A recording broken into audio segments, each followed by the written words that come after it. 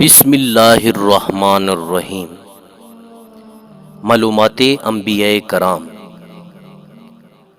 حضرت ایوب علیہ السلام کا ذکر قرآن پاک کی 4 سورتوں میں ہے۔ حضرت ایوب علیہ السلام 13 سال بیمار رہے۔ صحت یابی کے بعد حضرت ایوب علیہ السلام کے 26 بیٹے پیدا ہوئے۔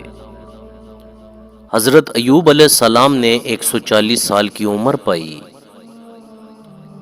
حضرت ایوب علیہ السلام روزانہ 10 مسکینوں کو کھانا کھلائے بغیر خود کھانا نہیں کھاتے تھے۔ حضرت ایوب علیہ السلام اتنی سختی اور تکالیف کے باوجود اللہ تعالیٰ کی عبادت میں سستی نہیں کرتے تھے۔ حضرت ایوب علیہ السلام کے عزیز رشتہ دار اور محلے والے بھی نفرت کرنے لگے اور سب سے رشتہ چھوٹ گیا۔ حضرت ایوب علیہ السلام کی 4 بیویاں تھیں۔ ان میں سے صرف ایک بیوی جن کا رحیمہ تھا ہر وقت ان کی خدمت کیا کرتی تھی۔ ایک روایات کے مطابق حضرت ایوب علیہ السلام نے اس بیماری، مصیبت اور پریشانی میں 18 سال گزارے۔